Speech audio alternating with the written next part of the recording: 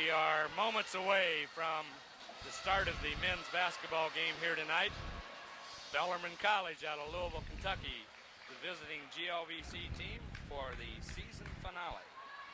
And prior to the game start here this evening, there will be a brief presentation and recognition of Russ Marcinick, senior basketball player. Russ is a 5'9", 160-pound senior from Hammond, Indiana. Let's go down to the floor for this special presentation of Russ Marcinick and his parents.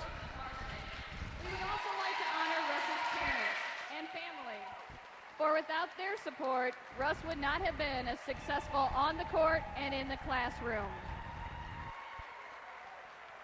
In the last 3 years at IPFW, Russ Marcinick has made an impression that will last forever in the IPFW record books. He will end his career ranking 3rd on the all-time assist chart and 10th in career three-point field goals made. Russ also played a great role in helping IPFW obtain its first GLVC championship in 1992. Russ is escorted this evening by his parents, Russ and Susan Marcinick. Let's give the Marcinicks a big round of applause.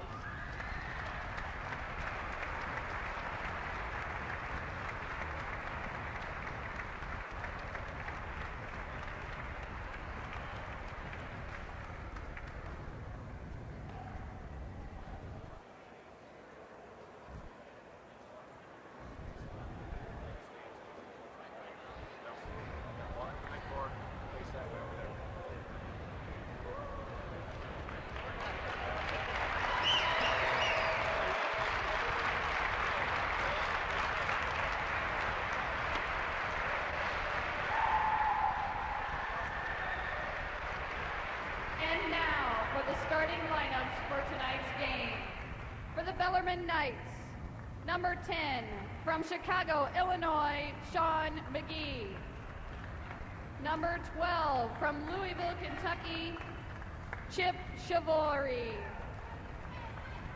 Number 15, from Bardstown, Kentucky, Shannon Phillips.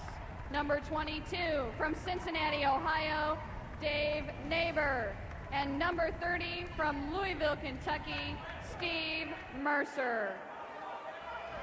For the IPFW Mastodons, starting at guard, from Hammond, Indiana, number 21, Russ Marcinick. At the other guard, from New Haven, Indiana, number 25, Jason Whirling.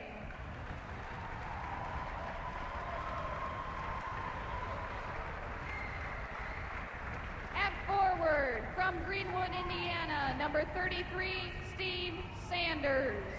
At the other forward, from Lidston, Indiana, number 41, Dane Adams. And a sophomore from Fort Wayne, Indiana, playing center this evening at number 44, Ryan Bond.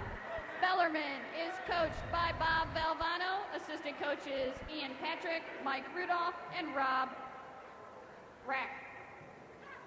For IPFW, the head coach is Andy Piazza and assistant coach Dick Dominion.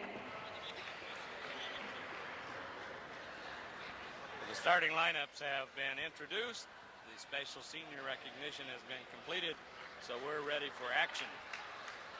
The starting lineups again for Bellarmine Knights are going to be number 10, Sean McGee, number 12, Chip Sivori, 15, Shannon Phillips, 22, Dave Neighbor, and 30, Steve Mercer. For the Dons, it's number 21, Russ Marcinick, 25, Jason Whirling, 33, Steve Sanders, 41, Dane Adams, 44, Ryan Bond. And it's tip-off time, so away we go, Pam. We'll see if this can be as exciting as the first game was. Oh, I'm sure it will be. Bellarmine starts out with the first possession and comes down on their setup. IPFW in a man-to-man defense. Bellarmine with a lot of action. We'll see what happens here and who can break loose in a minute.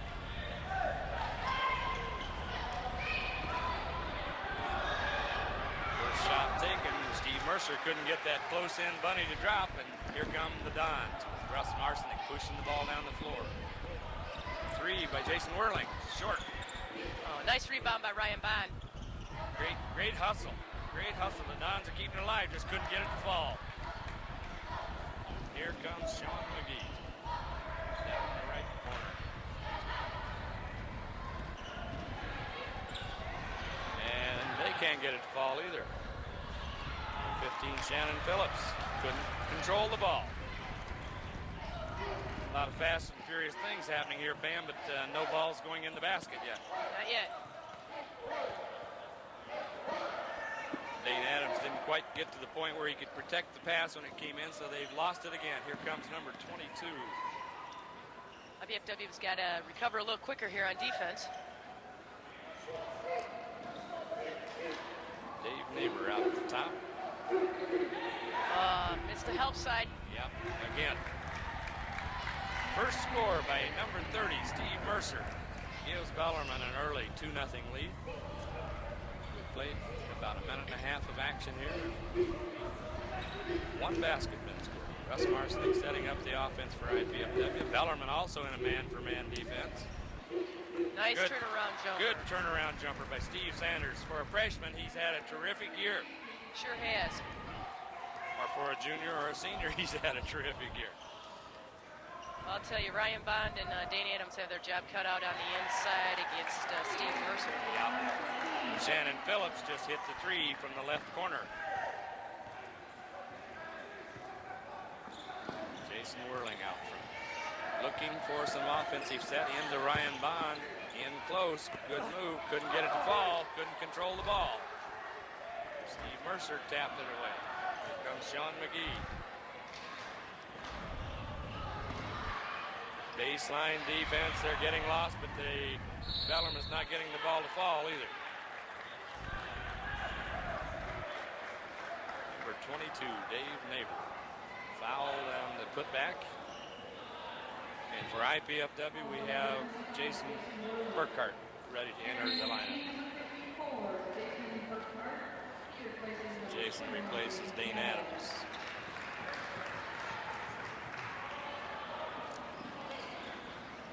(5-2), 17:25 left on the clock. Offensive putback, Jason Jason Burkhart that time with the rebound. Yeah, Jason missed one before that, but he regrouped and got that. IPFW this time setting up against what looks like a zone defense for the Bellarmine Knights. Yeah, a little 2-3-D. So regroup, get set, look for the seam in the zone. That might work. It'll bounce. Won't. Jason Burkhart got boxed out, couldn't rebound. Dave Neighbor. Neighbor with the ball. Bellarmine with a very spread offense. Drives the lane. They get a lot of daylight. Jason Burkhart with another rebound. See what Russ can get whipped up this time with the Dons coming down. Oh, nice move.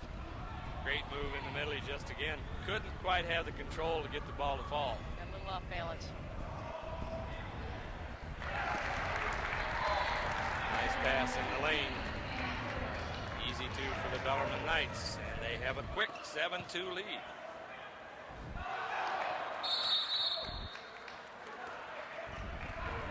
Looked like there might have been a jump ball situation there possibly, but we don't have to call those, so we'll let it go.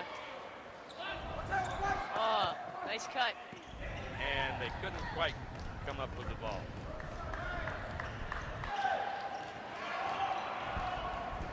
Sean McGee on the left side.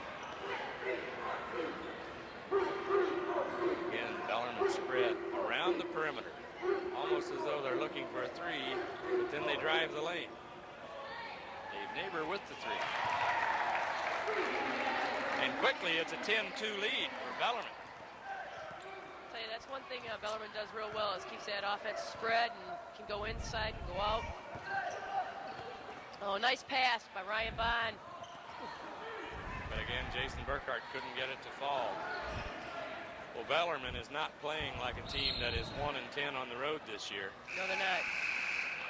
Although that time they kind of carelessly threw the ball away, as we have Ryan Glidden in for IPFW and Jeff Jackson.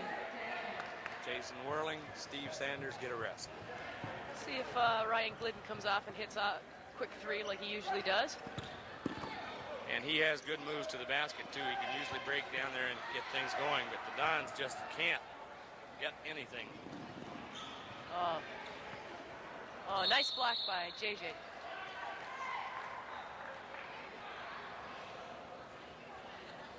Yeah, it's almost as though the Dons are still waiting for the pregame ceremony to introduce the freshmen, or the seniors, or 12-2 timeout. Andy Piazza, coach of the IPFW Dons, figures we got to stop and regroup here. The College Cable Access Program Guide provides information about our program, including IPFW sports telecasts. To receive your free Channel 6 program guide, send your name, address, and zip code to Channel 6 at IPFW, 2101 Coliseum Boulevard East, Fort Wayne, Indiana, 46805. Or call us at 481-6000.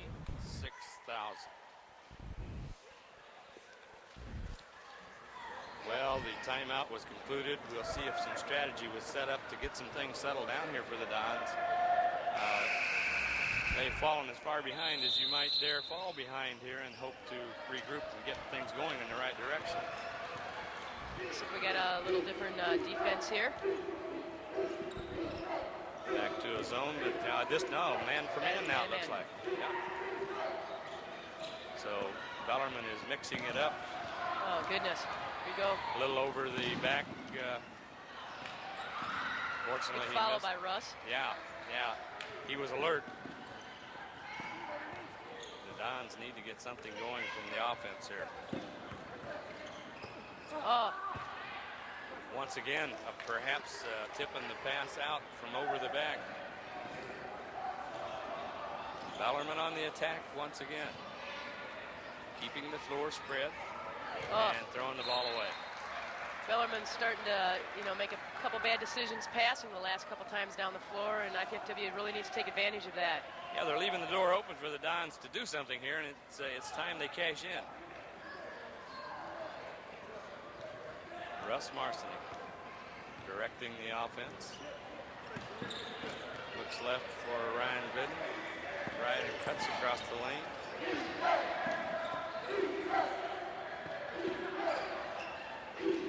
A little better movement that time, but the ball was an air ball short by Russ Marcinek.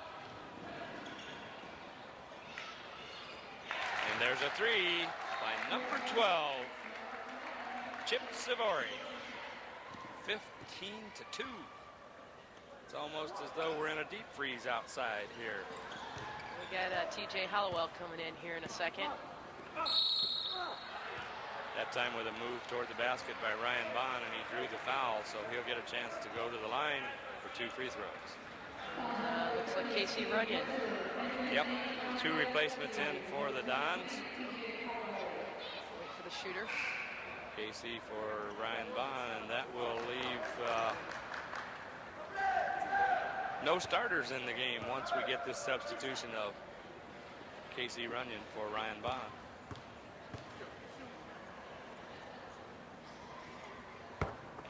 Ryan breaks the ice, gets him off of that deuce. 15-3. In fact, the clock keeper is so slow he can't believe it. There goes the 3 now, finally. Second one, no good. JJ got a tip off of it, but couldn't control it. Sean McGee brings it down. Season records for these two teams are somewhat similar. IPFW is 9-17, Bellarmine 10-16. But in the conference play, actually IPFW has a considerable advantage. There's the 3 you talked about. There we go. Ryan Glidden. Had a nice block at the other end and come back at the other side and hits the 3. So now it's up to the defense to keep Bellarmine right where they are. Give them no more easy ones. But they got one. Help side defense, slow getting there. The man already had the ball. He had control. He knew what he wanted to do, and he couldn't stop him. He's got to be there and take a charge on that, I think. Yep.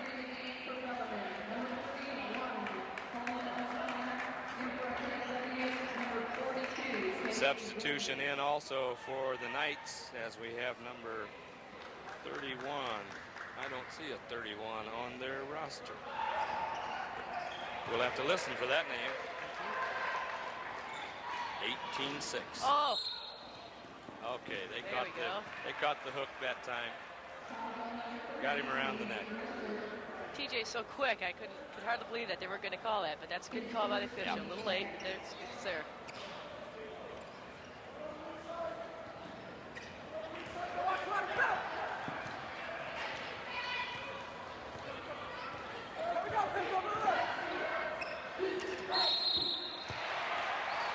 Again, we get the outside jumper by Ryan Glidden. Somebody's got to get the hot hand. He got a 3, and he was fouled, so it could be a 4-point play. That's good. Really needed that play. And there you see clearly it was a 3. We need help on the name on number 31 for the Bellarmine Knights. He's not in the roster. Right. Bellarmine with the rebound.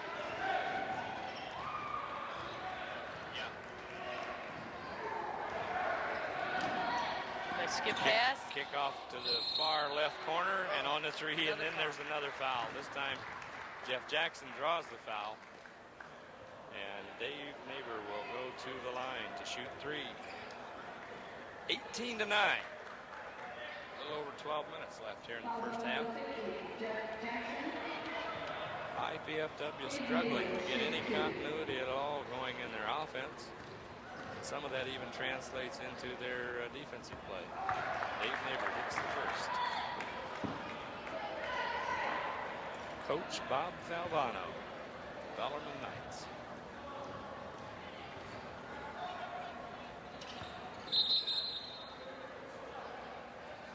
Neighbor hits the first, misses the second, so now he goes for number 3. 19-9. He's trying to make it 20, and he misses. Oh, nice rebound by Jason Burkhart. Yep. Took control of that one. TJ Hollowell with the ball. Nice pass nice by pass. Casey Runyon inside. Hits Burkhart. And we have been informed that player number 31 for Bellarmine is on the roster. He is listed as number 15 today. So we'll now take, and now we have a number 15 in the lineup that we also, we'll get it squared away here in a minute.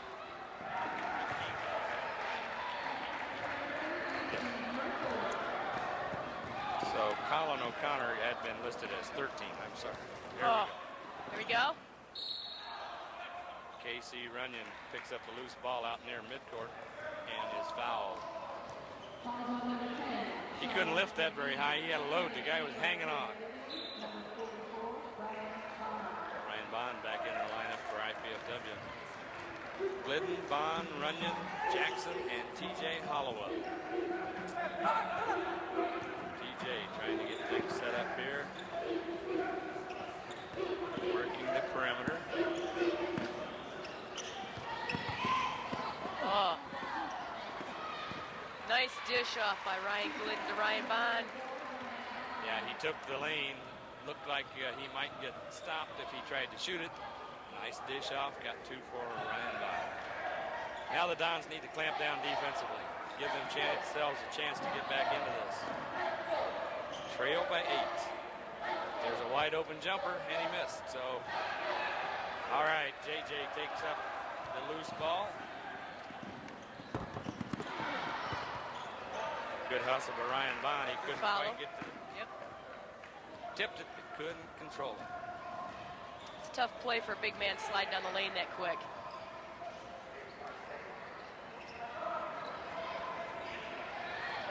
Oh, good hustle. nice rebound by Jeff Jackson. At the inside position, just took it away.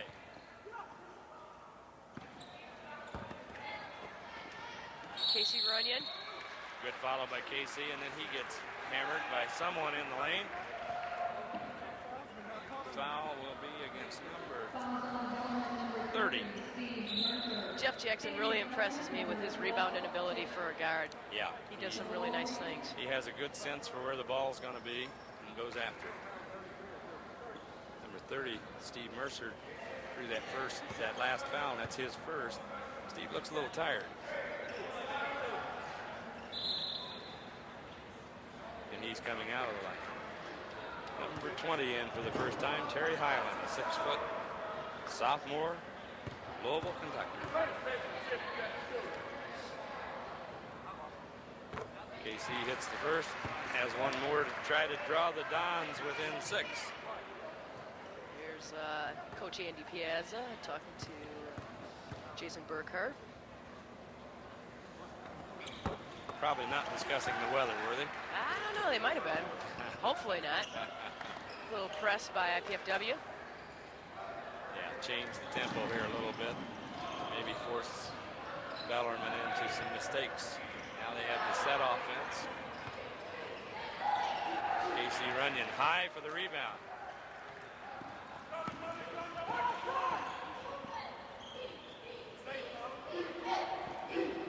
Casey out front. Now we're looking for Ryan Bond inside.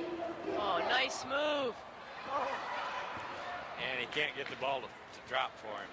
You saw a few of those in the first game too, didn't you? A few. Few too many. Yeah. Rebound on the second opportunity. Ryan Bond out. TJ Hollowell coming down. Just can't get it to fall. Well, if you stay with it long enough, keep shooting it, it'll go. They're good shots. Nice follow-up by Casey Runyon. Yes, it was. IPFW has drawn within 4 now to get it down to 21-17. Good comeback here in the last 3-4 minutes.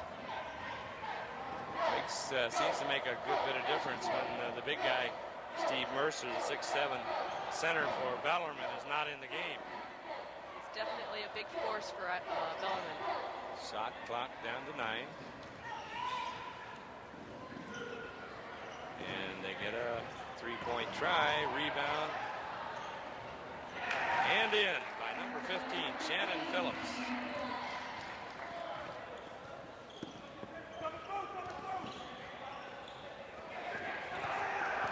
Little mix up there on that pass.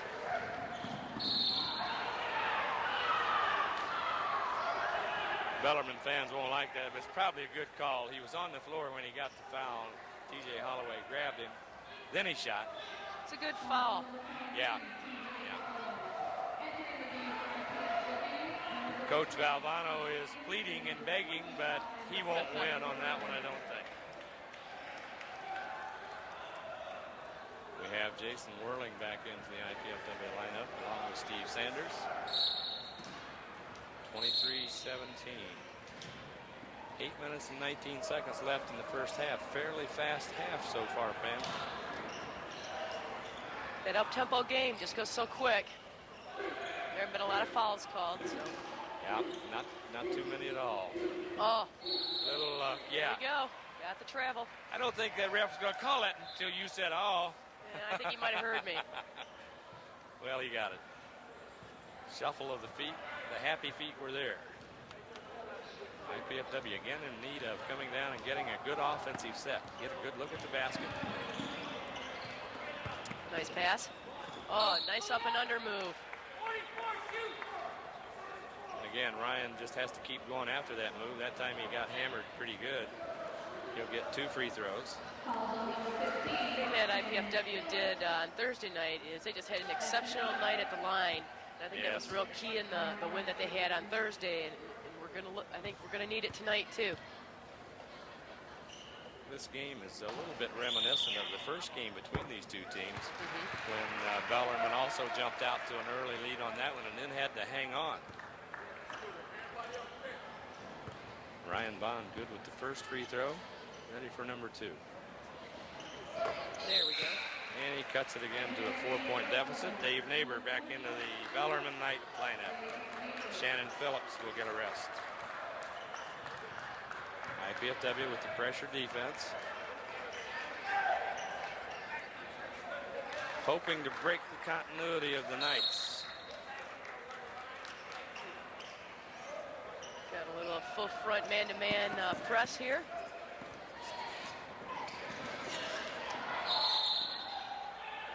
And the pressure, the two team there, the trap, caused him to shuffle his feet just a little bit. Good job by Sanders in whirling. Now we'll see if IPFW can take advantage of the turnover by the Knights. Jason Whirling out front. Steve Sanders. We haven't heard much from Steve yet tonight. He'll cook up pretty soon. There's another one. Award for bad luck. Ryan Bonnet have no luck at all tonight, but he's still got to stay with it. I mean, there's a shot you got to take, and they'll fall. You miss the first four, you hit the next four. He's working hard on defense, and hopefully that the offense will come for him in the next few minutes here. It'll be there. He's getting good wide open shots. Yeah. Needs to lay it up a little higher on the board, maybe. Showboat in there and get a rebound by Steve Sanders. Bellarmine, fortunately, could never quite get control of the ball that time either to get the look they wanted at the basket. It's a tough pass behind the back, hit the guy in the room like that. That time Ryan Bond probably should have gone on up again with his shot. Probably wondering when it's going to fall and a little hesitant. Yeah. Just under 7 minutes to go here with 6:55 left on the clock. 23-19, Bellarmine Knights in the lead. They have the ball. Jerry Highland, number 20 with the ball. 21, I'm sorry. Brad Greenwood. Here's Highland. Just out of reach of KC Runyon. They keep penetrating that middle and dishing it back outside, looking for that three. That makes it so hard for IPFW to defend is, they go with the outside three and then they're driving on the next shot. So it really is hard to defend that kind of offense. Hasn't been any real consistency in the attack that Bellarmine's putting forth, which is to their credit. Yep. Read the defense very well.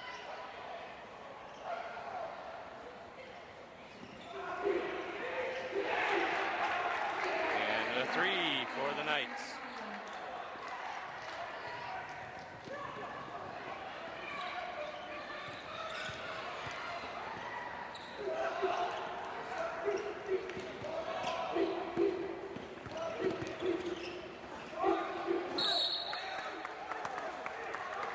Again, good position that time by, I thought by KC Runyon. Were they calling a foul on KC? Yeah. Looked like he had the inside spot, but. He's got a quick bump when he was going to the basket. Yeah. Kyle Kirby in the lineup now for the Dons for the first time.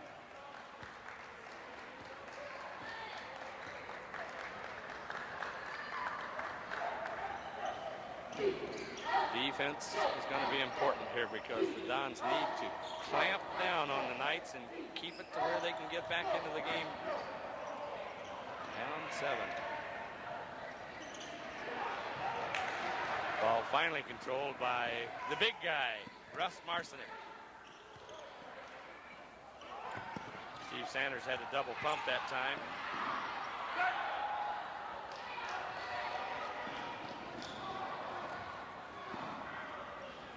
Spread offense. Sean McGee with the ball out the top. Shot clock at 16.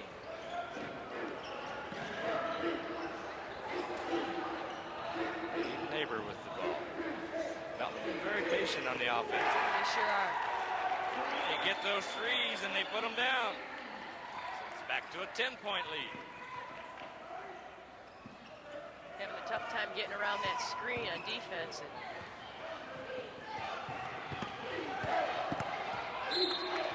Jason Burkhardt tried the inside move that time, got shut off, but it was knocked out of bounds by Bellarmine. 22 seconds on the shot clock. IPFW needs some good, smooth offense here. Or smooth or not, they need that ball to go in the hole, I guess. Yep. Arsenic, Jason Whirling, Jason Burkhart, Steve Sanders, Kyle Kirby.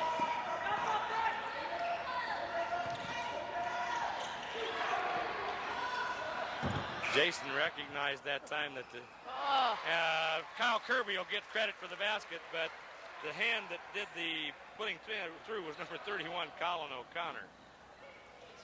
Back to an 8-point game. Go with that spread offense again.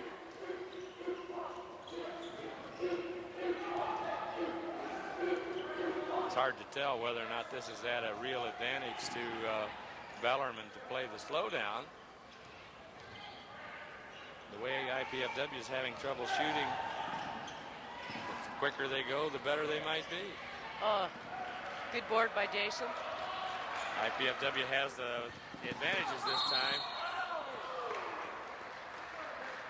That's a tough call in college basketball. It's a good take by Jason Whirling there. Yeah. Take it to him. He was aggressive. He went right at it.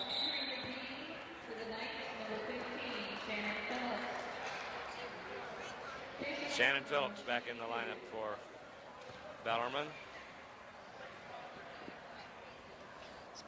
Shannon is a 6'3" senior out of Bardstown, Kentucky.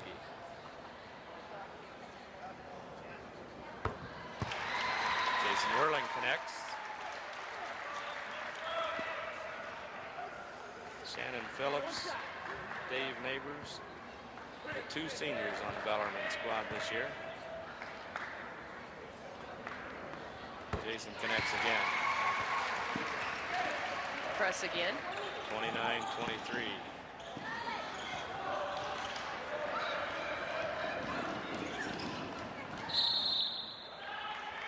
Carried the ball. Seems like there's a lot of that actually takes place in the game, but not much of it that gets called. So I guess it has to be pretty obvious, which it was that time. Yeah. It's a tough call. Jason Whirling spots up to the three. Nice three-point shot by Jason. And all of a sudden, we have a 29-26 game with 3 minutes and 20 seconds to go in this first half. RPFW has done a good job. Yeah, they've hung in there. Yep. Keep working hard and cut the lead down to 3. Well, their shooting percentage may not be terrific yet at this stage of the half, but their shot selection hasn't been too bad. Defense might leave a thing or two to be desired, but oh, nice pickup. Oh. Jason waited till the trapping got there before he shot. Oh, it was. He put it up. Finally put it up. Jason Burkhart did a great job controlling that and Yes, picking he it did. up. And made a pinpoint pass. Jason to Jason. I'll tell you, he has really come along this season. I'm really impressed with some of the things he's doing as far as his defense. Yeah. When he's done some good things offensively, and he's really starting to develop. Looks like we've got a lost contact. And it could be anywhere. Could have caught on his shirt. Yeah. Hopefully he's got another one somewhere. Yeah. Here comes the search squad. Oh. The officials got it. You talk about an eye. Has that guy got it or what? He does. There's no question he's not going to miss anything tonight. Don't, yeah, we can't say he's blind. He probably wears contacts too and knows what to look for. Yeah. Never had that problem, so I don't know what it's like to have to try to search for one of those. I'll tell you, if you can get it in the dark area of the court, you got a great chance of finding it. But if it's in clear wood, it's just no hope. Blends in with exactly everything that's there. Dave Neighbor, one of the seniors for Bellarmine, trying to reinsert the contact lens now and to get ready for returning to action.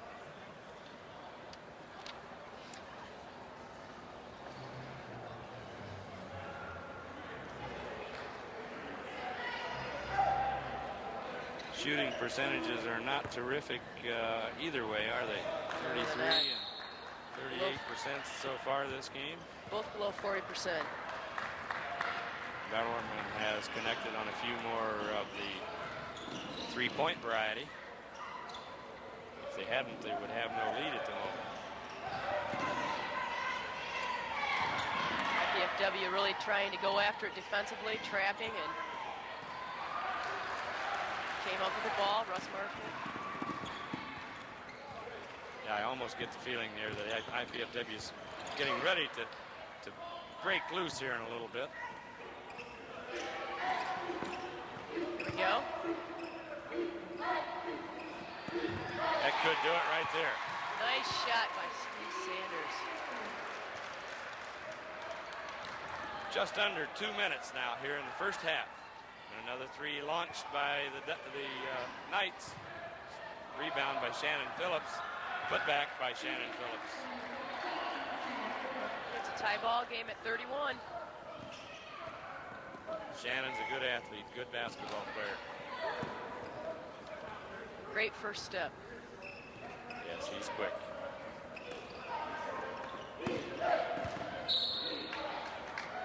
New shot clock, new 35. Chip Savory back in the Bellarmine lineup for number 20, Terry Hyland.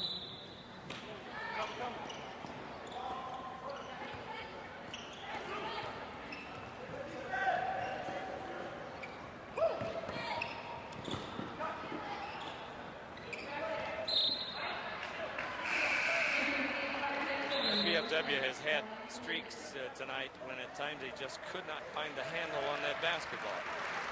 Yeah, we're having a little trouble getting some consistency, but at least we've caught back up, and maybe we can capitalize here in the next few minutes and then go ahead by halftime. Ryan Glidden back into the game. Ryan gives you a little more firepower on the offense.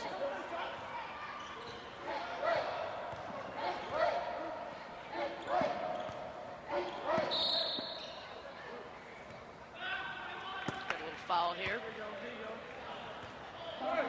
Number 20. And IPFW is in the bonus. IPFW right now is shooting about 78%. There's 7 of 9 from the free throw line. Ooh, Ryan's up. He got the shooter's roll on that. Looked awfully short, but he had enough of the spin, the rotation, carried the ball in. They're probably pointing out that he was not the person that was fouled. Wrong free throw shooter, I think. He made the entry pass, and it should have been either Ryan Bond. Don't think they know who's the shooter. Looks like Ryan Glidden's staying there. They're going to stick with their guns and say, this is the man we want. But Ryan Bond's a good free throw shooter. I don't know why he would complain on that. Ryan Glidden let him talk him out of one. Yeah. Ryan Glidden picked that block up. Yeah, not a smart move. Didn't have a chance of getting the ball. Bellarmine will now go to the free throw line. No, it was they're not in the bonus like yet. Sideline. Well, I'll mention something I do know. It's minute 6 left in the half. IPFW has a 1-point lead, 32-31. Time for the defense to kick in and be tough. Going with the trap again. Made him a little nervous.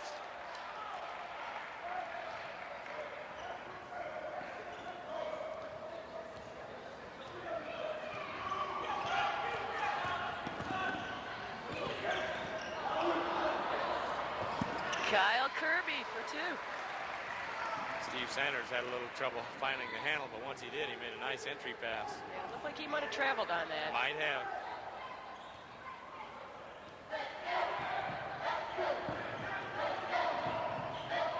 On the shot clock.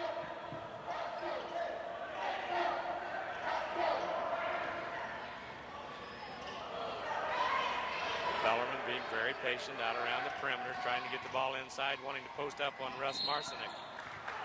Steve Sanders came in to help. Stopped the shot, but picked up a foul. Be a 2-shot foul for Bellarmine. Both teams will now be in the the bonus for the remainder of the half, which is a full 19 seconds.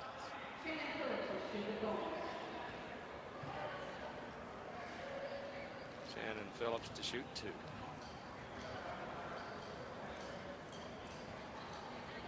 Misses the first. This is the time where you need to be ready to rebound. You aren't kidding. Shannon looks like he'd be a pretty good free throw shooter, and he drops that second one down. I think he's shooting about 71%. And he had good form. At first it was just a little bit too strong. Down to 8 seconds. 5.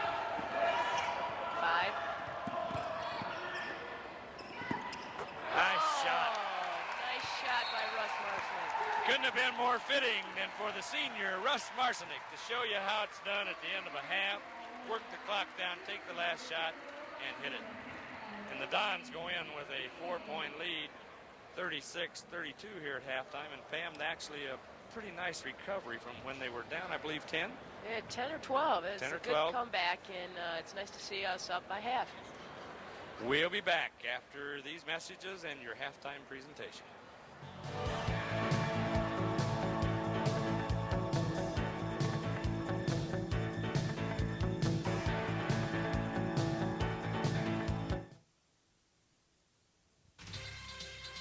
First-year IPFW women's basketball coach Pam Bowden is enjoying a fine preseason after coming to IPFW from the University of Alaska Anchorage.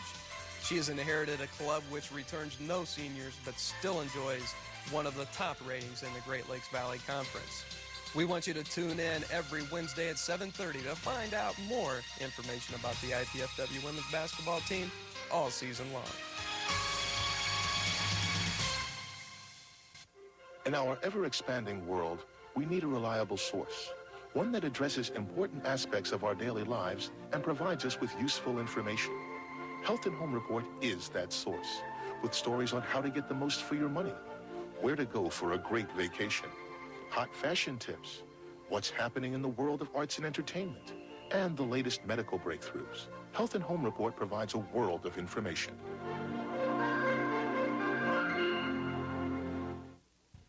Hello, I'm Arnie Ball. And I'm Tim Heflin. Watch us every Friday evening at 7 p.m. for IPFW Volleyball Highlights. We'll also describe strategies and fundamentals for all you new volleyball fans. We may even invite a volleyball or two to join us on the show, so tune in to us every Friday night at 7 p.m. here on Channel 6.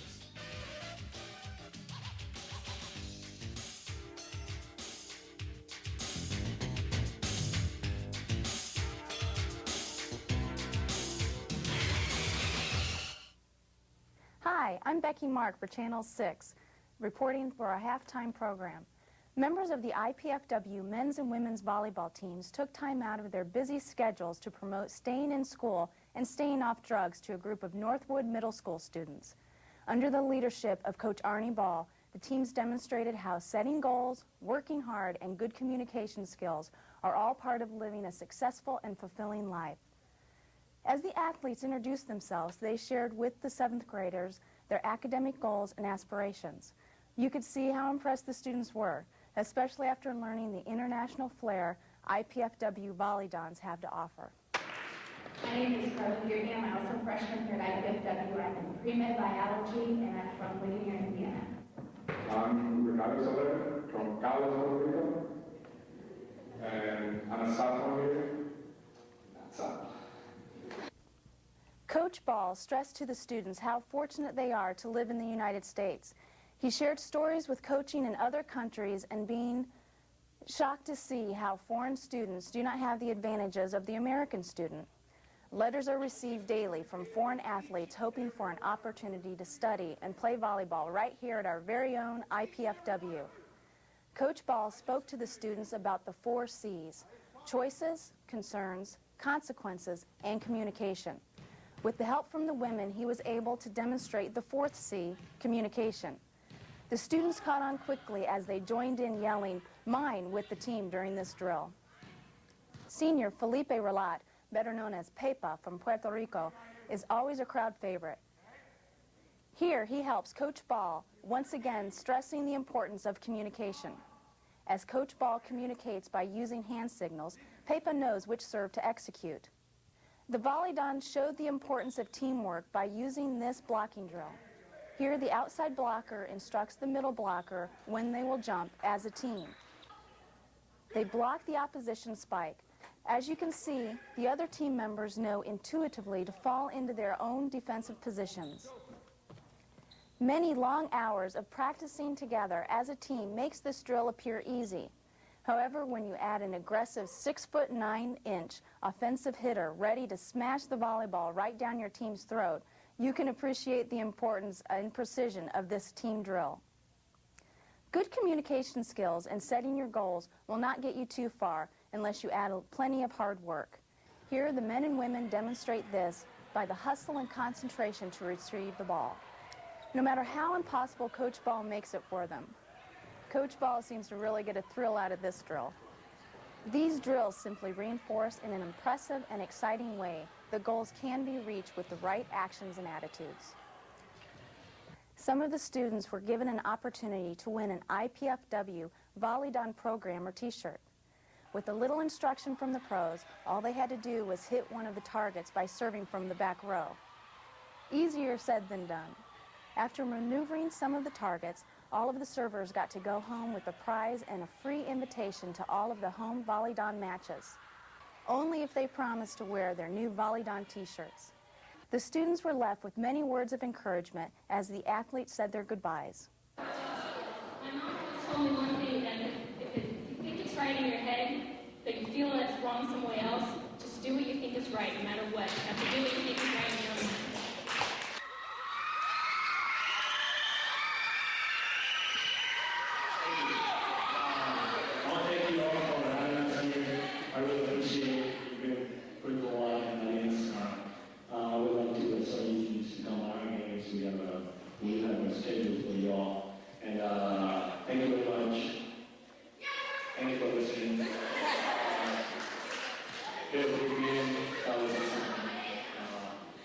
The faculty at Northwood Middle School rewarded their 7th grade class to this inspirational exhibition for having a successful 1994-1995 school year. The students were a terrific audience and were definitely impressed by the caliber of the athletic abilities of the IPFW's men and women volleyball players. Many of the students asked for autographs at the end of the program. This left the coaches and players feeling great that they knew that their message was well received. Do it Volleyball way. Drug-free.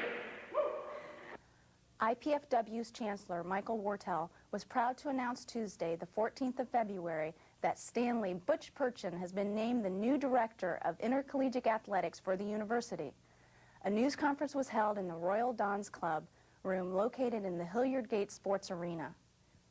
Purchin will replace Arnie Ball, who will turn his full attention to coaching the nationally renowned men's volleyball team, as well as serving as assistant to the athletic director. The planning and organization of the McKay Development Project will remain a primary focus for Coach Ball. In addition, Dan Gephardt, IPFW's acting assistant athletic director since 1989, has been promoted to associate athletic director for operations. Purchin, a 1969 graduate of Ashland University, will bring a wealth of experience to his new post to IPFW. Since 1984, he has served Tri-State University as both Director of Development and Athletics. Under Purchin's direction, Tri-State University has seen unprecedented growth in the past 11 years. As Athletic Director, he was responsible for the athletic department's growth from 12 intercollegiate sports to the current number of 20. He also guided the athletic department's fundraising efforts from $4,000 in 1984 to $100,000 in 1994-1995 academic year.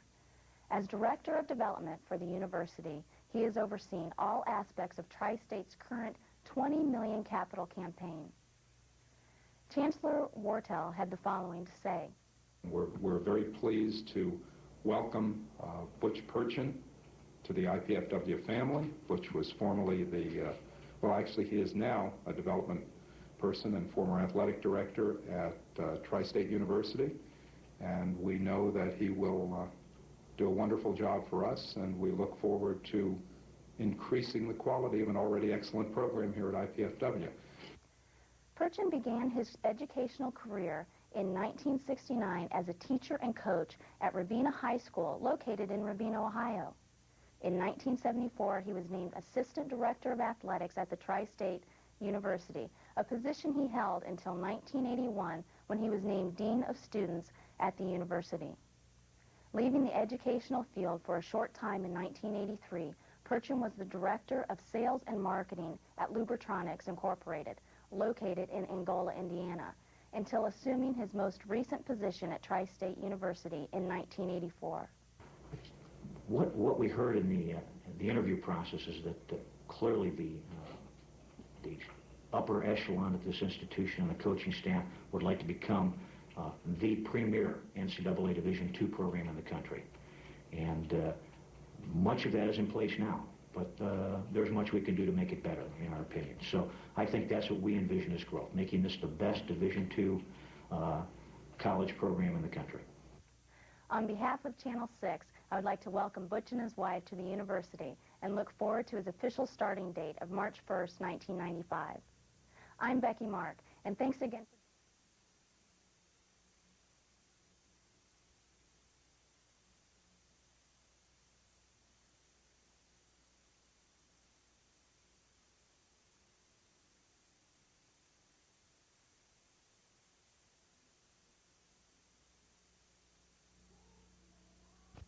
Team spirit is alive and well at IPFW. That's because IPFW has established itself as an athletic power, not only regionally, but nationally. With 11 major sports, IPFW offers talented student athletes great opportunities. Success and support of IPFW athletics comes solely from the fans, students, faculty, alumni, and the prestigious Royal Dons Club. The Royal Dons Athletic Club has over 500 members who financially support IPFW athletics, enabling the university to provide scholarships to deserving athletes. Members will receive one or all of the following: season passes to all sporting events, special seating, hospitality room, plus Royal Dons apparel and gifts. Be a part of the winning tradition. Join the Royal Dons Club. We need your support. Call IPFW Athletics. Get into the team spirit. When you begin to think about a career, consider the hidden advantages associated with the dental assisting profession. The dental assistant can expect flexible hours, constant variety, excellent working conditions, and opportunities for employment in research, education, and management. A formal education in dental assisting at Indiana Purdue Fort Wayne offers the one-year program that can assure graduates the knowledge and technical competence needed to become a leader in this respected profession. Be a part of this exciting career. IPFW's dental assisting program, the promise of tomorrow, today. Check it out! The campus has it all. Learn it, work it, apply it, just do it. It's a cool place. Call now!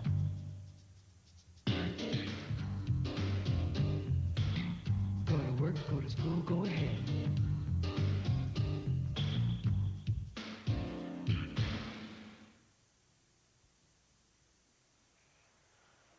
Welcome back to the Hilliard Gates Sports Center here on the campus of IPFW. We are at halftime of the men's basketball game in the Great Lakes Valley Conference. Bellarmine College visiting the IPFW Mastodons, and IPFW holds a 4-point halftime lead, 36-32. We will probably have a replay here just shortly to show you how the half ended. It was kind of an exciting halftime shot, as Russ Marksnick will come down to the right side of the floor, put up a last-second shot that falls and gave the Mastodons the 4-point lead. Pam, as we look at the statistics of the first half, Bellarmine took half of their shots from the three-point land and hit only 5 out of 18. So I suppose Coach Piazza would be happy to let them continue shooting those three-pointers and let things go, because their overall shooting was 12 for 36.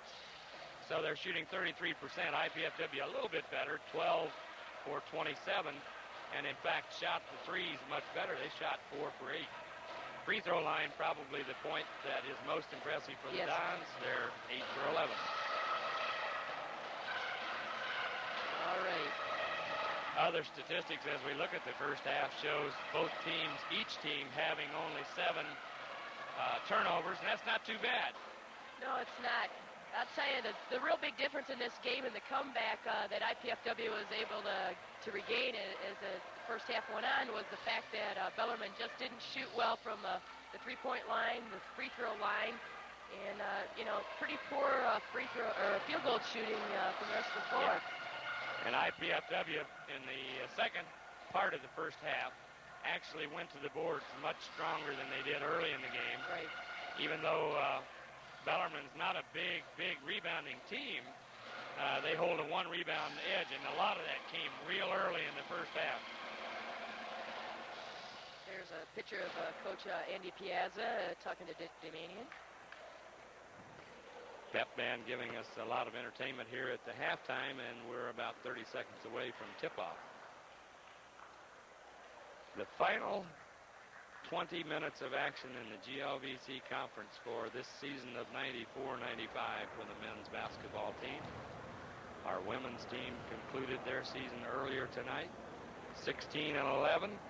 No seniors, all up lower classmen are be returning, and so although you might have liked to have a little better record, 16-11, not too bad. No, it's not, because we have a very young team, and if you were to look at all the games that we played and some of the games that we lost, I mean, we lost 2 by about 20 points, but the rest of the games were, 10 and under, and that's a real good sign for us for the future. Both teams now breaking the huddle, ready to come back out to contest these last 20 minutes, and it will be possession time for IPFW. So they not only got the last shot of the first half, they'll get an opportunity for the first shot of the second half.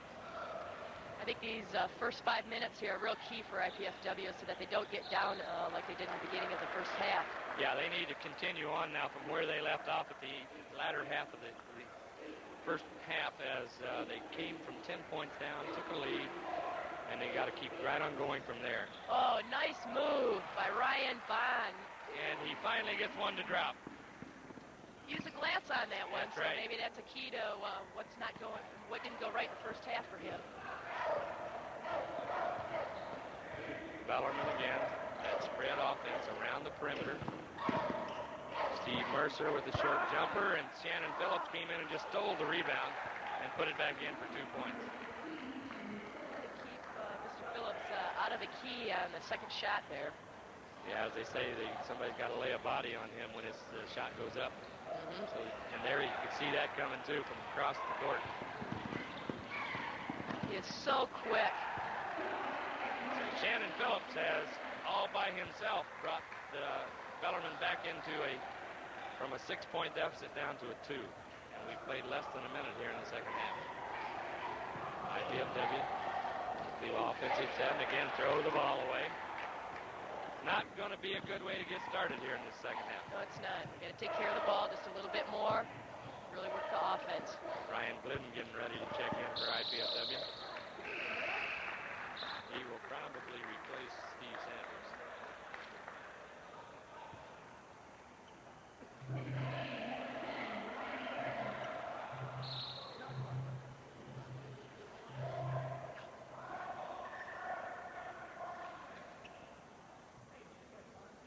Bellarmine getting ready to inbound the ball underneath their own basket. Some clarification needed by the officials table. Ball now in play. Shannon Phillips had the ball in the lane. Jason Burkhart knocked the ball out of bounds as Steve Mercer was trying to take the baseline. Very important they were successful last time in not giving up an easy 2 on the inbounds. Phillips making a good quick cut on that one. Almost got it. Jason whirling with the rebound. Nice drive. Couldn't get the right bounce off the glass. Nope.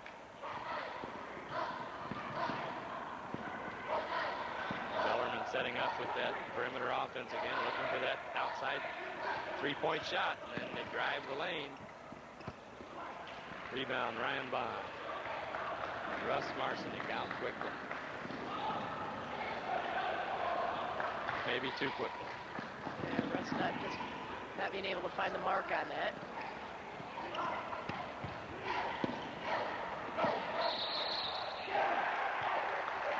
And that's one when you grab the arm, you better hang on. Yeah. You just got to keep that ball from going up at all costs. Yeah. So we've got a tie game with an opportunity here at the free throw line for Bellarmine to take the lead. And the second half is starting very much like the first half started. Bellarmine on a roll, IPFW sluggish. It's a tie ball game at 38. And Bellarmine takes the lead with the free throw. 38-39. We've played about 2.5 minutes here in the second half. Oh, sweet cut by Ryan Bond up the middle. Well, we said in the first half, those shots he couldn't get to fall, he had to keep taking them. Because after 4 misses in a row, you can get 4 hits in a row, and he's got a couple now. Good recognition by Jason Whirling. So IPFW has regained the lead, and Ryan Bond can stretch it from 1 to 2. And he hits the free throw. Here we go with a press again from IPFW. Shannon Phillips over with a three-point shot.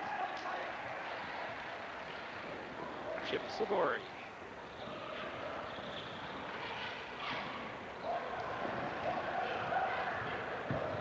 IPFW on the offensive set. Skip pass. Over Ryan Bond. Burkhart was ready for he was ready for that rebound coming off the opposite side, as it does quite often. They didn't set the shot clock either. Must not have hit the rim. Oh, that's possible. Yeah. So IPFW picked up the loose ball and got 2, and now they have to play the defense. Steve Mercer. Good defense by Ryan Bond. Dave Tabor. Shannon Phillips with that rebound again. Can he play or what? This is the Shannon Phillips show here in the second half. Somebody's going to have to stop him.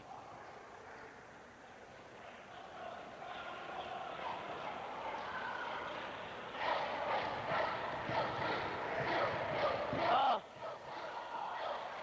Nice give and go by the low post, high post. That's the one thing Jason Burkhart can really do for IPFW. Help Ryan Bond and open up the inside game. Good board. Nice job! And the foul. Ryan Bond did a nice job of running the floor that time and completing the play. He finished it. He has just decided to really play this second half, and he has just come out and he is on fire. Jeff Jackson into the lineup, replacing Jason Burkhart.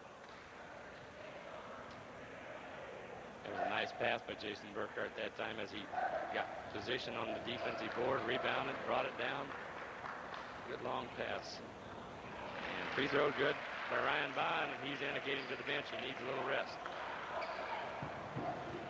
Bellarmine quickly down. Chip Savory with the ball. Dave Tabor. Sean McGee. Sean stops and spots up for a 3. And he's in there again. Yeah, Shannon Phillips. Steve Mercer might have gotten away with a little over-the-back action there, but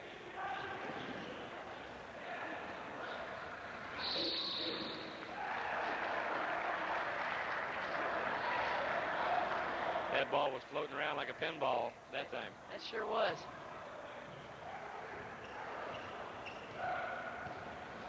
It's tough pass. There's a lot of congestion. Yeah. After Ryan Glidden got the ball tipped on his shot, well, it was loose and it was going to bounce around. Bellarmine running a little of the flex. They're wanting to get Steve Mercer loose, and they did, and no call. Ryan Bond trying to draw the charge.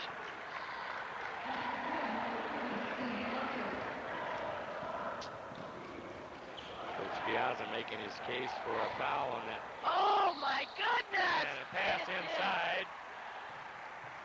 Great pass. Jason Burkhardt is just doing a phenomenal job dishing to Ryan Bond. Threaded the proverbial needle that time, didn't Yep. he? Ryan Bond again did a nice job of finishing the play and will go to the line for a chance. Three-point play. Could scoot that lead for the Dons back up to 6 with a successful free throw here. Dave Neighbor checks out.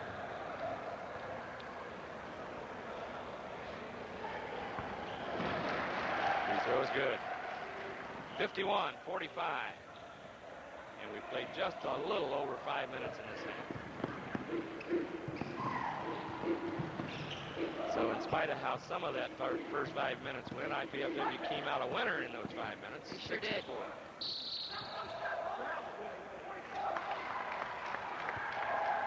Got a foul on Ryan Bond. Tough call that time with both big guys moving toward the basket. Yep. Here it is again. Ryan, a little bit. Yeah, Ryan got caught maybe with his arm around his waist just a little bit. Whether he was holding him or not, it sure looked bad. But they obviously want to use, got a two-man show going right now. Shannon Phillips and Steve Mercer.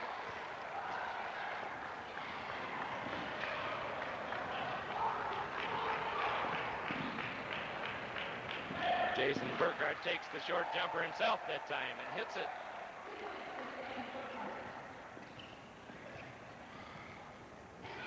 Defense the key. You got to keep Shannon Phillips from being quite so active.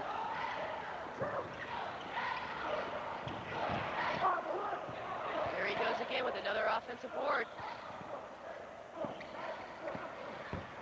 Give him enough tries and it'll come down. And Jeff Jackson comes down with the ball over to Russ Marcinek.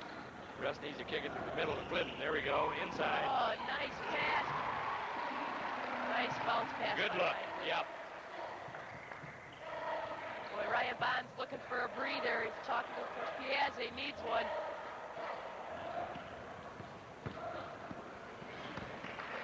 Shannon Phillips. Have we said that name a time or two? A few too many in the second half. Yeah, that's right.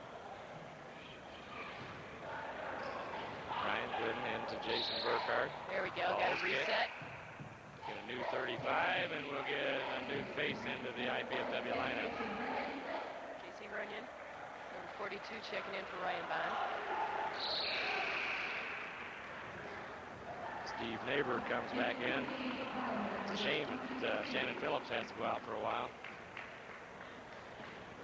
IPFW to inbound the ball here with the inbounds play. Oh, nice tip. In by either Ryan Clinton or Casey Runyon, I think maybe, yeah. It's tough call on that one who gets the two, but I don't think either one of them care. No, just put the two on the board and keep on playing. IPFW stretches the lead to 8. Ball inside.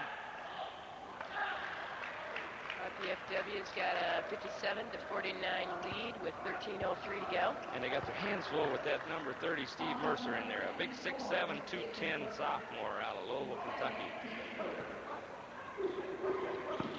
Casey Runyon looks like a pretty good match for him height-wise and size. He's going to have to see if he can't neutralize him a bit in there. And Bellarmine comes with a 3. Chip Savori. Chip likes that shot. He's thrown a few up there tonight.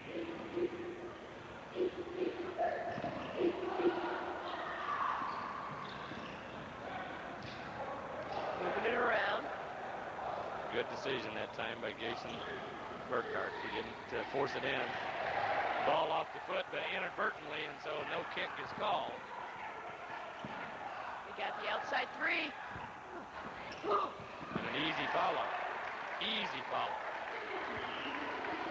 So that 8 goes down to 3 just about as quickly as it went up to 8. PFW having a little trouble with the offensive boards by Bellarmine. And having a little bit of difficulty with their recognition. Coach Piazza doesn't believe what he's seeing right now, I don't think. J.B. Showalter into the lineup for the Dons, as is T.J. Hollowell. Russ Marcinek gets a breather, and so does Jason Burkhardt. Yeah, the Dons got to pick it up here a little bit now. That 8-point lead shrunk in a hurry. A couple of fresh people in the post, and we'll see if that can help them out here a little bit.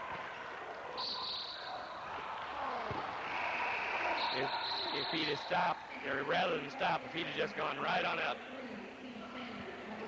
big Steve Mercer would probably have had another 2, and he wouldn't have lost the ball on the turnover. But fresh legs in for the Dons now. Steve Sanders, Ryan Bond, Jason Whirling, along with T.J. Hollowell and Casey Runyon. See what we do here. Kick out. Well, they got a good look at the basket, got a good shot. It didn't fall. Yep.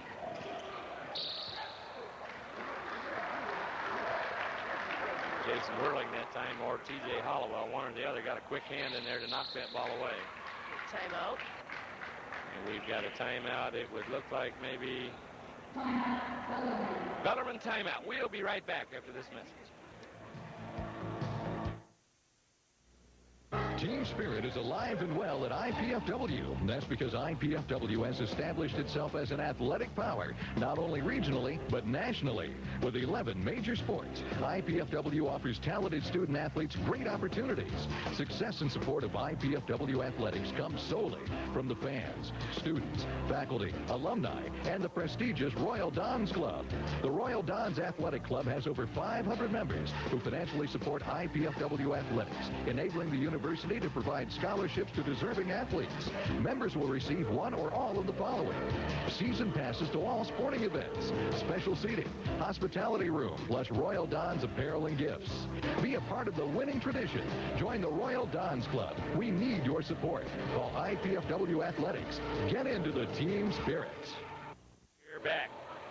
Timeout with 11 minutes and 30 seconds left in this GOVC campaign, the season for both these two teams, Bellarmine and IPFW. We see some updated stats. Ryan Bond having a terrific night, as is Shannon Phillips. 24 points versus 22. Lots of offensive rebounds by Shannon Phillips. Bellarmine inbounds the ball.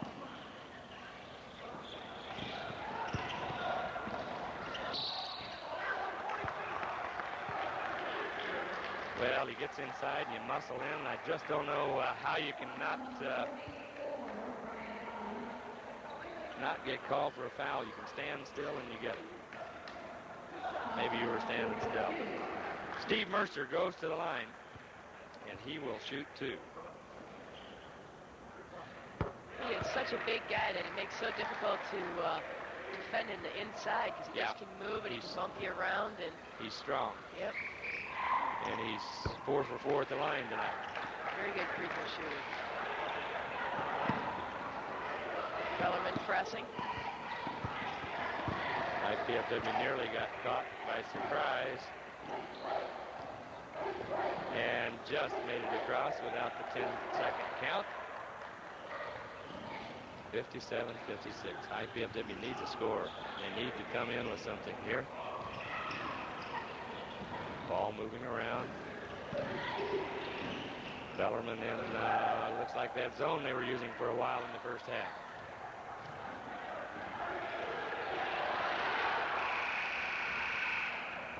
It was barely underway. It was a miss and a rebound by Bellarmine. Another 3. And nobody blocking out Steve Mercer in the middle. He's giving up way too many offensive boards for Bellarmine, and it's just making it too easy to score on the inside on the second shot. And Bellarmine is on a 9-point run here after IPFW took a 57-49 lead. They have not scored since. T.J. Hollowell might break that. No, he couldn't. Bellarmine rebounds.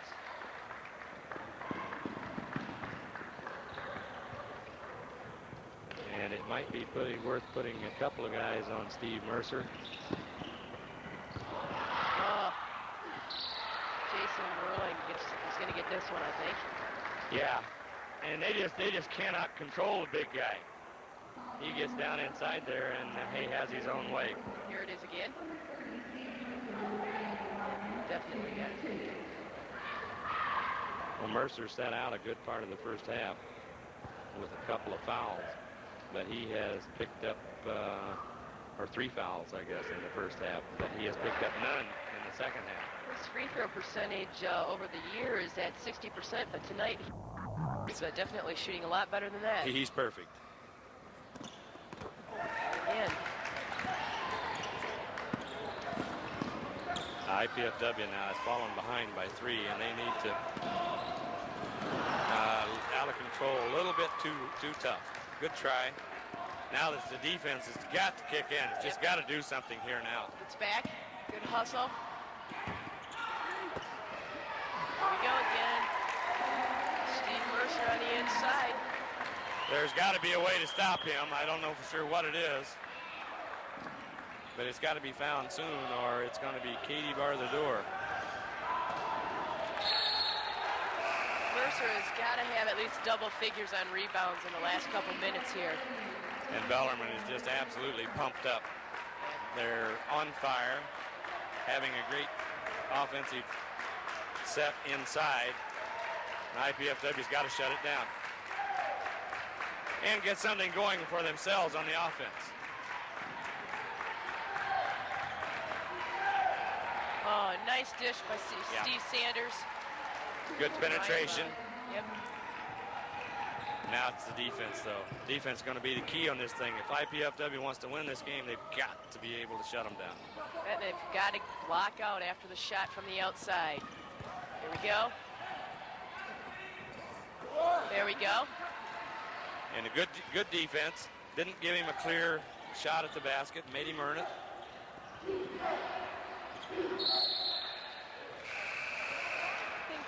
Somehow they need to get that foul number 4 on Steve Mercer also. They sure do. He's tired. I hope he gets real tired. But he's grabbing his shorts right now, and that's not a good sign. That's not something that you want to see your players doing. And there's a lot of time left here. Just under 9 minutes yet to play, and it's a 62-59. 3-point deficit for IPFW. And Jason Whirling got his pockets picked that time.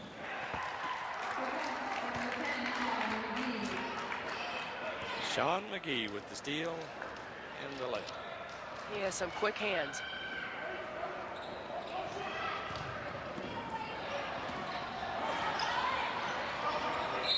There we go.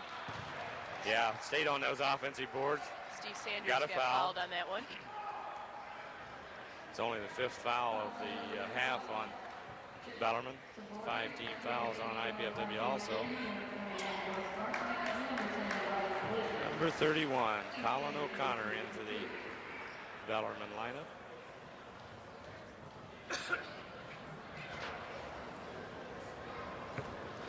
Steve Sanders is good at the line. Steve's a good free throw shooter. He sure is. He hit a lot of crucial free throws Thursday night.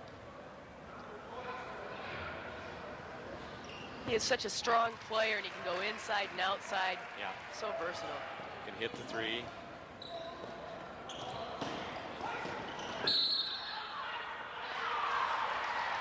Nice defense by Ryan Glidden there.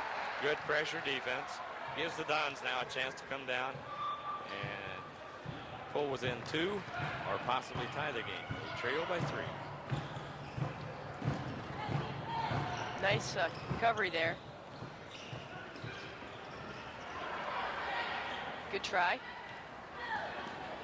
Oh my goodness, great job. And he's got an open man. Oh, great play. Yeah, it was a great move. It sure was. Surprised it didn't draw a foul also, but I guess it must have been pretty clean. Jason Burkhardt is really looking for Ryan Bond, whether it's in the half-court high-low game or even long in the full-court game. For the touchdown pass that he just threw. That was a sweet play. Oh, my goodness. You know, that was an interesting defensive move by that time. Russ Marson, it came from the weak side and just got in the big guy's way. Yep. Made him pull up. He didn't want to charge and get that 4th foul. I sure hope that Russ just doesn't get knocked out on a play like that. Yeah. That's a lot of body to be hitting him. Little reach. All right, 6th team foul on Bellarmine, so the next time we'll be in the bonus. IPFW still with the opportunity now to regain the lead with 7 minutes and 3 seconds left in the game. And it would certainly be a big boost for them to be able to take that lead back. Sure would. Means they would have withstood the rush. Russ with the ball, Glidden out top. Back out to Brian Bond, inside out, inside out. Oh, Jason Burkhart. Oh, IPFW keeping alive and draws the foul. And is that a key play? And the foul was on number 30, Steve Mercer, which is number 4. That is a real key play for IPFW. That foul could really hurt Bellarmine. And I'm not sure who it was inside that merely kept the ball alive just by tipping it. Between, I think, Ryan Bond and Jason Burkhart. Keeping it alive until somebody could control it. There we go. See if they bring Mercer out. This could be a critical time now for the Dons. It's really, I guess it's a real important time for them to go up by, maybe about 8 points. I think they could give them a little cushion for the rest of the game. Because 50% of the Bellarmine offense just went to the bench. Yeah, it sure did. And they're going to go to their inside man. They got a steal. That's a great steal by Steve Sanders. And then Russ Marson, they picked the ball up, gave it right back to Steve, and he hits the 2. And just like that, IPFW is on the lead 3. And then Steve Sanders draws the foul. I'll tell you right now, with Mercer out, they're going to be looking for Phillips. Yeah, Phillips and Dave Neighbor also likes to take that outside shot.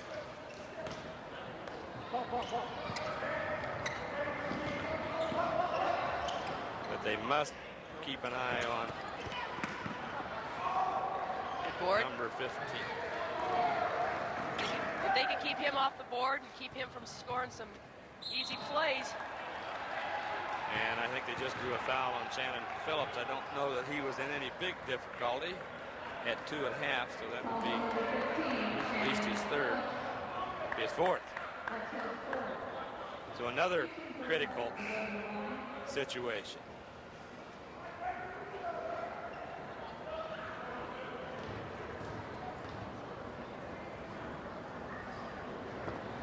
Jason Burkhart misses the free throw.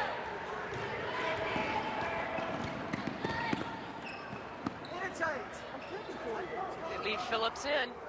The defense has got to be good now. Got to be good. Don't give them anything. Get one, Dave. Ryan Glidden wasn't within 15 feet of the man that time. Why he pulled back in, we'll see, but that's a 3 that ties it up. They're going to call a charging foul.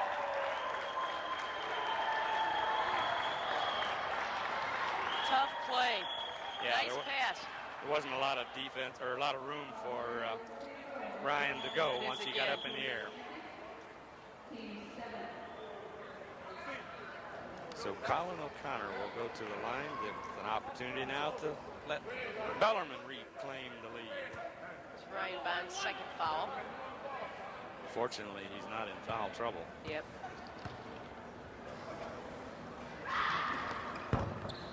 Good board.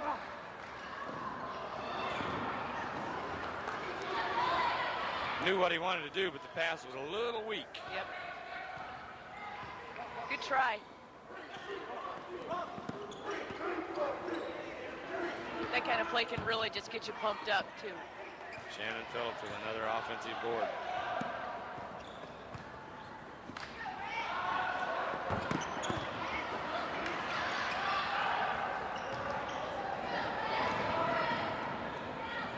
That's a good shot because he also had a man down there to rebound. So it wasn't like he was all alone. Yep.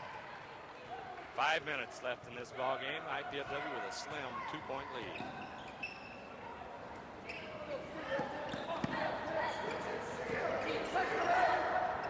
Back with the flex offense. Shannon Phillips wanting that ball down in the post up against Ryan Bond. He's in the lane now.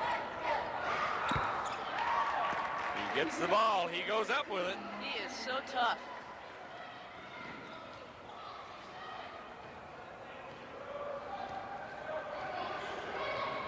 Russ Marcinek setting the offense now for IPFW. I think we really got to try to take it to Phillips and see if we can draw that 5th foul. Get him out of the game. Yeah, need to get the ball over to either Ryan Glidden or... He's got his hand on everything. And here comes the big guy.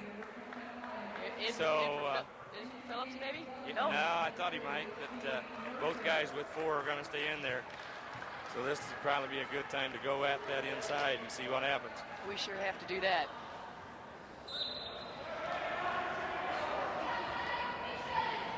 Tie game.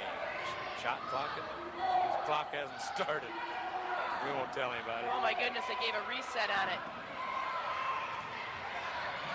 Oh my goodness. Bellarmine on the attack now. And you know it's going to be very likely Shannon Phillips, number 15, or Steve Mercer, number 30, that they're going to go to. There they go, working the big guy. And they got the big guy for a shove off, and he's gone. That is the 5th foul. Yeah.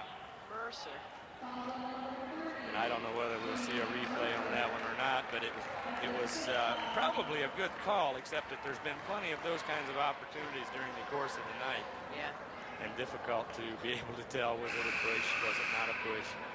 But it will send IPFW to the free throw line. Ryan Bond with an opportunity here to regain the lead. Free throws at this point are going to be so key. He just can't believe it. Steve Mercer, I don't think can believe that he got that. There he is. Well, the load now squarely goes on the shoulders of Shannon Phillips. And if he fouls out, it could be very, very tough for the Bellarmine Knights.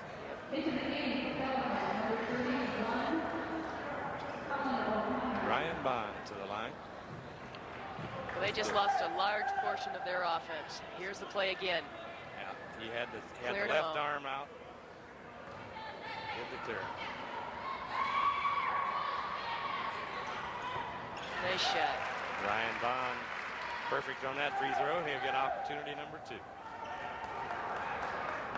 3:53 showing on the game clock. IPFW, Bellarmine College.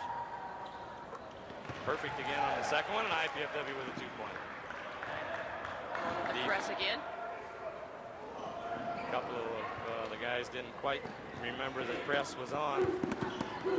And guess who just scored? Shannon Phillips. He is tough. He's had a great night.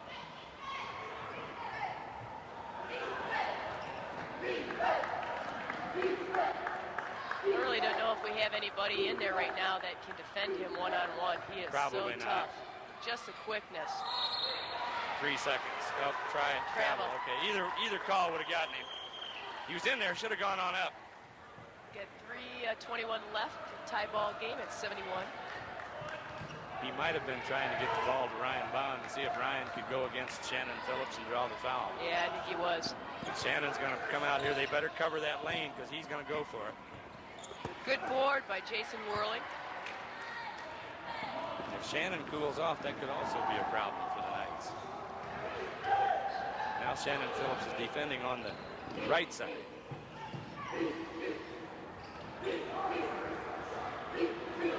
Jason Whirling in the corner.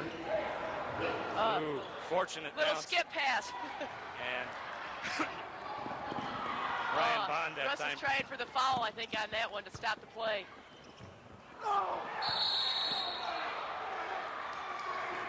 Jason Burkhart Drew a foul on number 22, I think, or they got Jason for the foul. Yeah, they did. Yep. That's his 3rd foul.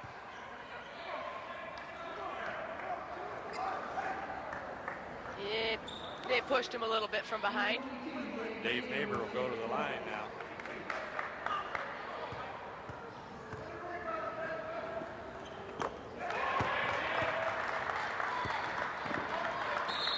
Bellarmine back into the lead by 1. Casey Runyon coming in for Jason Burkhart. Well, Jason better catch his breath because he may be needed again before this is over. He has played a heck of a game.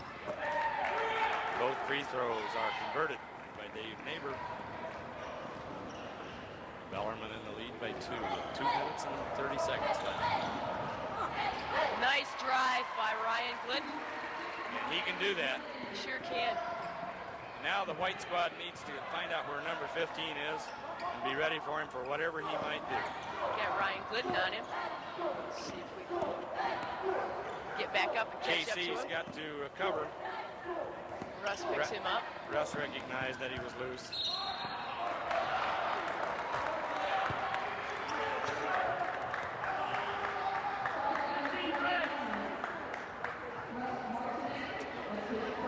Shannon Phillips will go to the line. Hasn't shot a lot of free throws tonight. Here's the play again. He got him with the body. Yeah. 2:04 on the game clock. It's Russ's first foul. Shannon Phillips converts the free throw.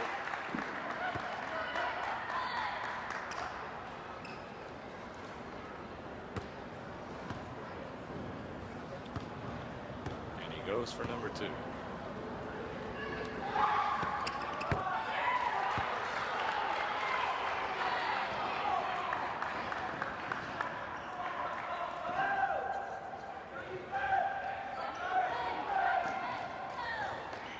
BFW's had pretty good success getting the ball inside. There's a 3 that. Oh my goodness! Oh yeah! Russ Marsnick finds the basket on that one.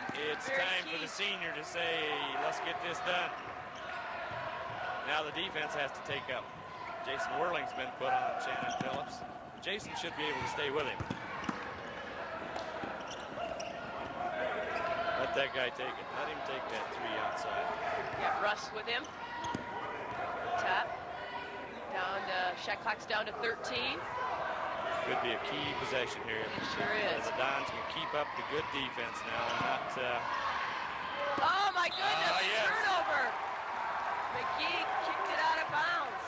The guy was cutting back door. Got a timeout. Good defensive pressure that time. Maybe a little bit of errant pass, but.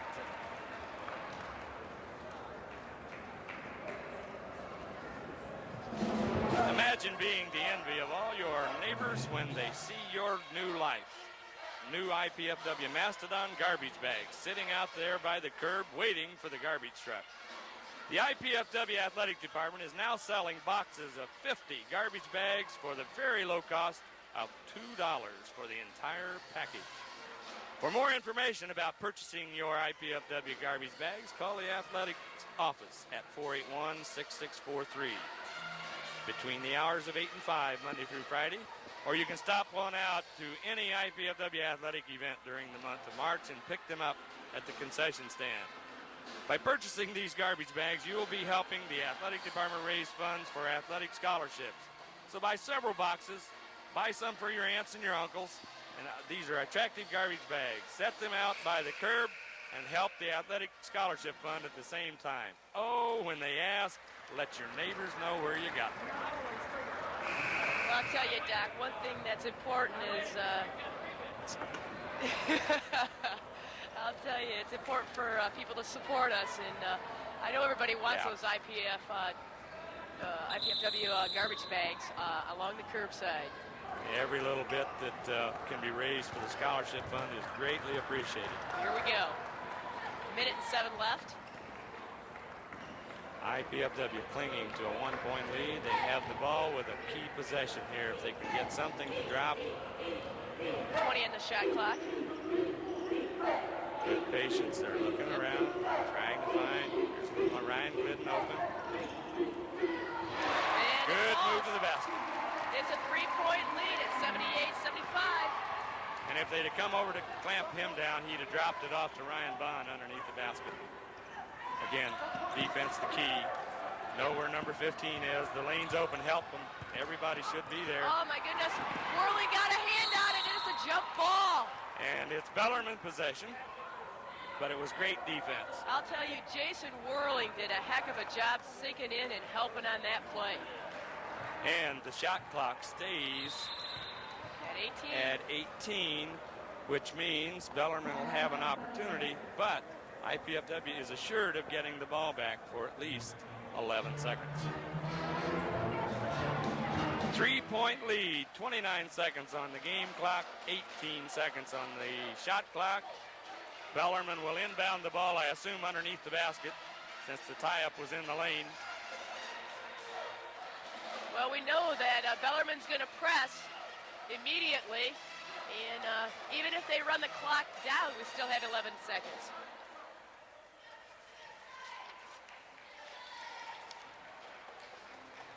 Tune in to Channel 6, Friday evening, March 24th at 8 p.m. to watch the Nittany Lions of Penn State take on the IPFW Mastodons. Volleyball action, catch all the action of NCAA volleyball right here on Channel 6.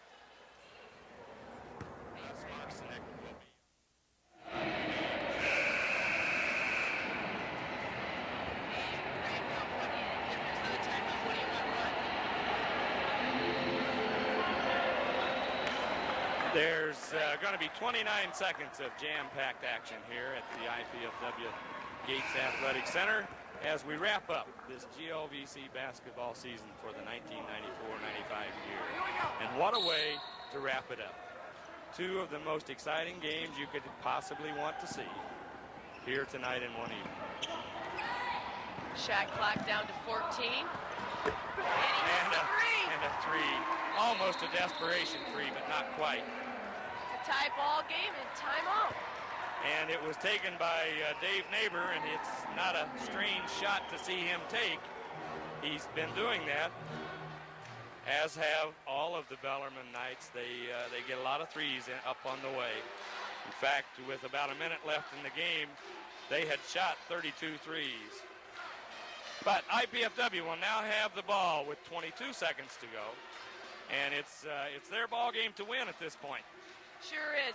With them with 22 seconds, it'll be interesting to see if Coach Ovano will come out and foul and try to force somebody to shoot the free throws, and maybe hope for the miss and have one more chance at possession.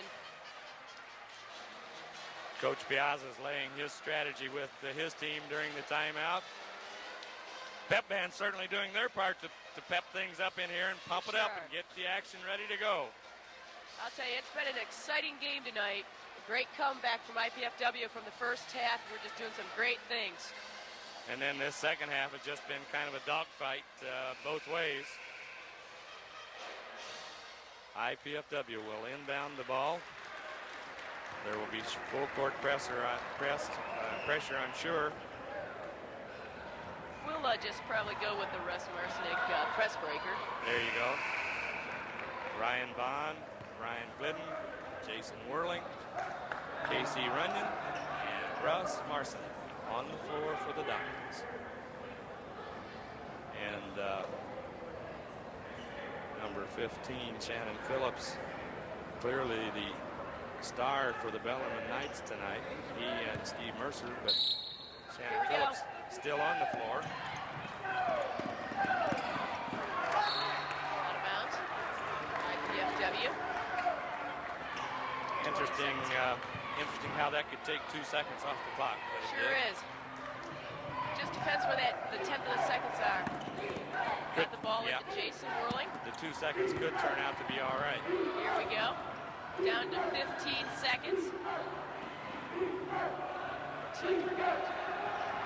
Take all the time down. Down to 6 seconds. Put it up, Russ. Put it up, buddy. He's got it. Be there, senior. And it's good. Be there, senior. Three with 1 second yeah, left. all right. What a way to go out his senior year. He said it's mine, baby. It's mine. Oh, whatever you got, it's mine. What a great shot. Russ Marcinek could not go out any better than that. Well, there's 1 second left on the clock, but I think it's going to be academic. I really believe so. Coach Ovano's drawn up his play. This is the same situation the women's game had. Exactly. And it has just been tough. 1 second left, chance to get a pass and a shot. If it goes, who knows? But what a night. What a night this has been. We can go into overtime or we've got the win.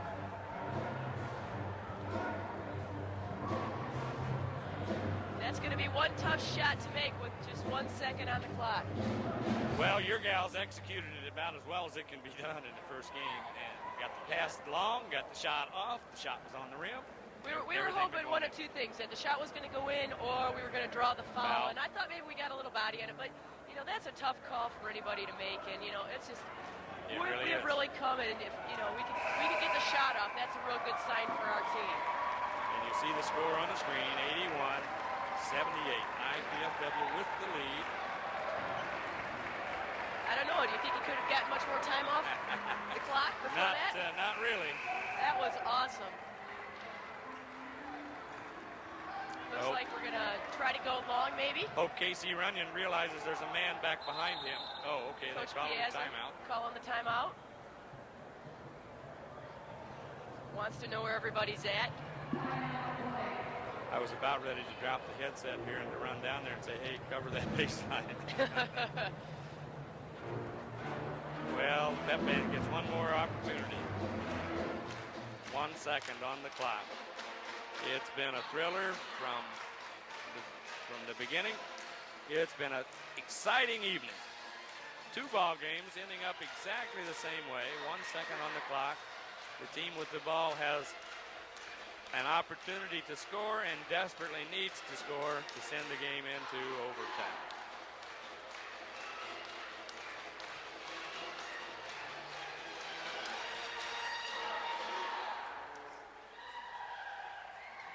Everyone in the stands is on their feet. Unless you're a Bellarmine College fan. But it's been a great ball game. And what a fitting treat. Russ Marcinek, only senior in the IPFW squad, hits 2 3-pointers here in this last couple of minutes. None of them any bigger than that last one. So what kind of play do you think they're going to go for? Long pass. Got one over here. We got everybody covered now, and got an extra man down the floor. And if I were Ryan Bond, I'd cover outside the 3-point line. Don't worry too much about. There you go.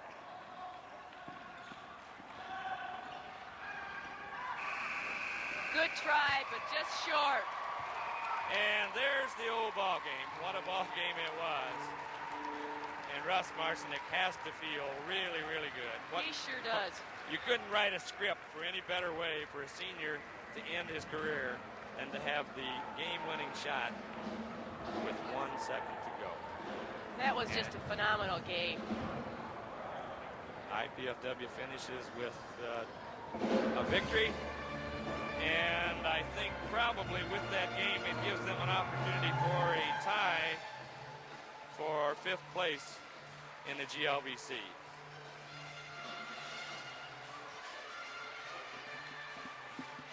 All right, and we'll be back. IPFW 81-78.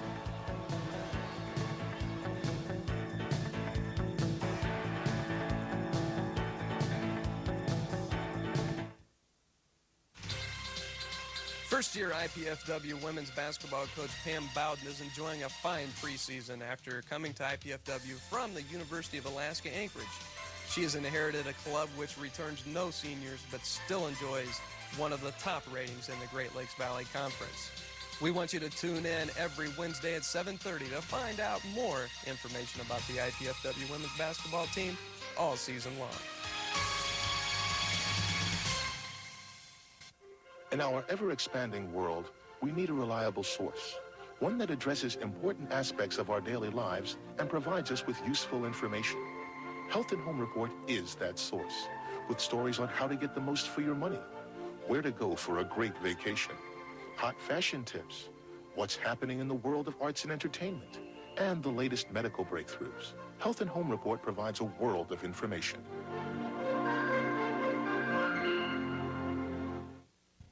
Hello, I'm Arnie Ball. And I'm Tim Heffron. Watch us every Friday evening at 7 p.m. for IPFW Volleyball Highlights. We'll also describe strategies and fundamentals for all you new volleyball fans.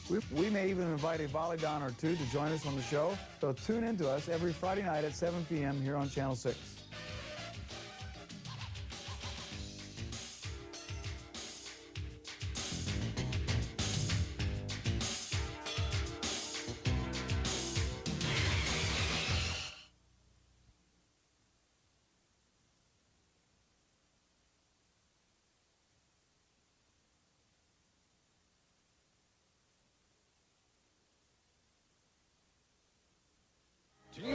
is alive and well at IPFW. That's because IPFW has established itself as an athletic power, not only regionally, but nationally. With 11 major sports, IPFW offers talented student athletes great opportunities. Success and support of IPFW athletics comes solely from the fans, students, faculty, alumni, and the prestigious Royal Dons Club. The Royal Dons Athletic Club has over 500 members who financially support IPFW athletics, enabling the university to provide scholarships to deserving athletes. Members will receive one or all of the following: season passes to all sporting events, special seating, hospitality room, plus Royal Dons apparel and gifts. Be a part of the winning tradition. Join the Royal Dons Club. We need your support. Call IPFW Athletics. Get into the team spirit. And welcome back to the exciting IPFW victory over Bellarmine College, 81-78. We here at IPFW are pleased to be able to bring you cablecast of NCAA athletic competition. We hope you've enjoyed the show and the excitement of intercollegiate sports from IPFW. To provide such programs, we need your support. With the help of many volunteers, we are able to produce these programs at a relatively low cost. Your contribution will help defray the production costs not covered by the Channel 6 budget. The College Cable Access Center invites you to invest in quality college programming by sending your contribution to Channel 6 at IPFW, 2101 Coliseum Boulevard East, Fort Wayne, Indiana, 46805.